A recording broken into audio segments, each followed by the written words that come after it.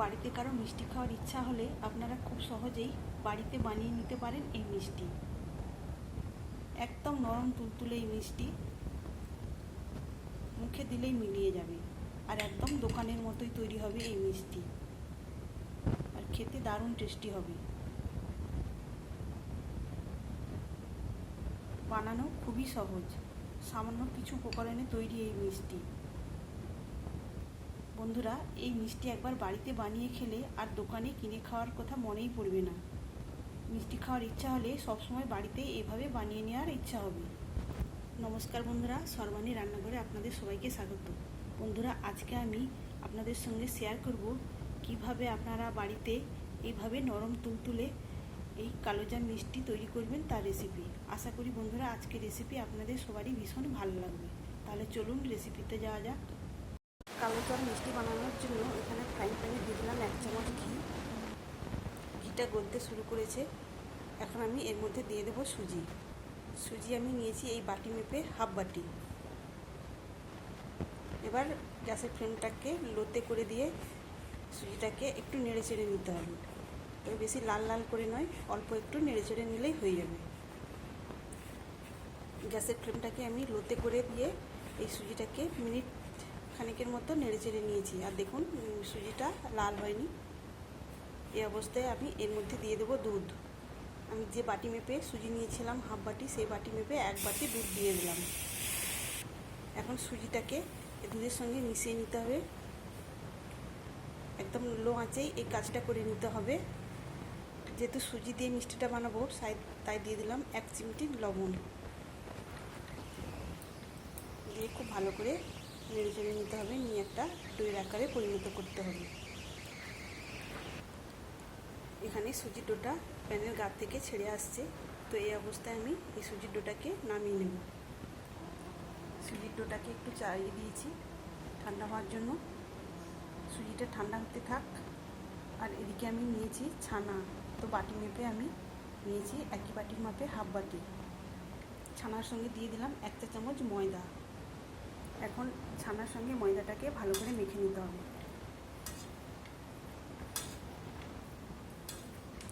এদিকে ছানার সঙ্গে ময়দাটা আমি খুব সুন্দর করে মেখে নিয়েছি। এখন এই ছানার মাখাটা আমি সুজির সঙ্গে দিয়ে দেবো। দিয়ে খুব ভালো করে একদম মসৃণ করে মেখে নেব। সুজিটা এখন হালকা গরম রয়েছে। এই অবস্থায় আমি এটাকে খুব সুন্দর করে মাখব। এইভাবে সুজির সঙ্গে ছানাটা মসৃণ করে মাখলে আর মিষ্টিগুলো খুব সুন্দরভাবে তৈরি হবে। তখন এই মিষ্টিগুলো খেতেও ভীষণ ভালো লাগবে। এখানে দেখুন বন্ধুরা, সুজিটা আমি খুব একদম মিহি করে এইভাবে মেখে নিয়েছি। এদিকে থালার মধ্যে নিয়েছি 1 চিমটি বেকিং পাউডার। এটাকে আমি এখন এই মিশ্রণের সঙ্গে খুব ভালো করে মাখব।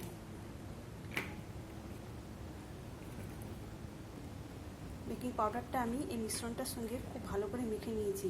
আর এই বেকিং পাউডারটা খুব বেশি দিলে হবে না, তাহলে কিন্তু মিষ্টির গাগুলো ফেটে যেতে পারে। এখন এই ডোটা থেকে অল্প অল্প করে নিয়ে আমি মিষ্টি শেপ দেব।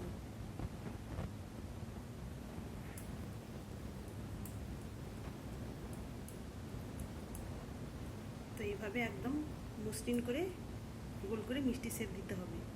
তো এখানে এইভাবে একটা আমি তৈরি করে নিলাম। তো একই রকমভাবে আমি বাকিগুলোও তৈরি করে নেব। সবকটা মিষ্টি আমি গোল করে নিয়েছি। এদিকে আমি একটা চিনি সিরা বানিয়ে নেব। আমি যেই বাটি মেপে সুজি নিয়েছিলাম সেই বাটি মেপে 1 বাটি চিনি দিলাম। আর ওই একই বাটির মাপে দেবো 1.5 বাটি জল। এখন আমি এই জলের সঙ্গে চিনিটাকে খুব ভালোভাবে মিশিয়ে নেব। এখন 2টো এলাচকে আমি মুখ ফাটিয়ে এর মধ্যে দিয়ে দিলাম সুন্দর ফ্লেভারের জন্য।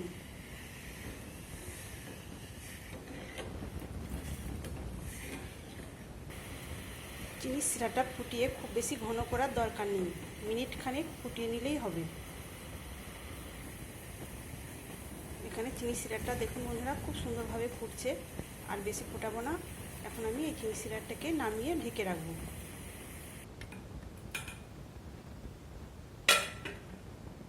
এদিকে মিষ্টিগুলো ভাজার জন্য আমি কড়াইয়ের মধ্যে তেল গরম করে নিয়েছি। তেলটা ভালোভাবে গরম হয়ে গেছে। এখন আমি মিষ্টিগুলো তেলের মধ্যে দিয়ে দেবো। সব মিষ্টিগুলোই আমি তেলের মধ্যে দিয়ে দিয়েছি। এখন আমি গ্যাসের ফ্লেমটাকে লো টু মিডিয়ামে রেখে এই কোণাটা ধরে আমি মিষ্টিগুলো এইভাবে নাড়িয়ে দেবো।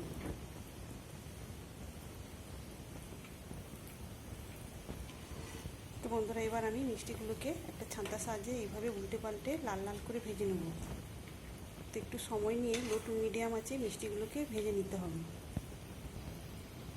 মিষ্টিগুলো চারপাশটা সুন্দর কালার চলে আসা পর্যন্ত এইভাবে উল্টে পাল্টে ভেজে নিতে হবে। তো বন্ধুরা, আজকে আমার ছানার সঙ্গে সুজি মিশিয়ে এই মিষ্টি রেসিপি ভালো লাগলে অবশ্যই একটা লাইক দেবেন। সেই সঙ্গে আমার চ্যানেলটিকে সাবস্ক্রাইব করে আমার পাশে থাকবেন। যেহেতু আমি কালোজাম মিষ্টি বানাচ্ছি, তো এই মিষ্টিগুলো ভাজার খুব তাড়াহুড়ো করে চলবে না। ধীরে ধীরে এই মিষ্টিগুলোকে সম্পূর্ণ লাল লাল অবস্থায় ভেজে নিতে হবে।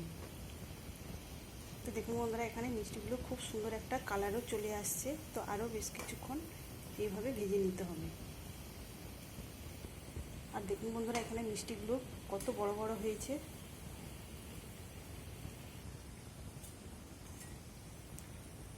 এখানে আমি মিষ্টিগুলো প্রায় 10 মিনিট ভেজে নিয়েছি। এখন আমি এই মিষ্টিগুলোকে তুলে নেব। মিষ্টিগুলো গরম শিরার মধ্যে দিয়ে দেব। মিষ্টিগুলো আমি এই গরম চিনি শিরার মধ্যে দিয়ে দিয়েছি। এই চিনি শিরাটাকে আমি মিষ্টি সহ 1 মিনিট ফুটিয়ে নেব।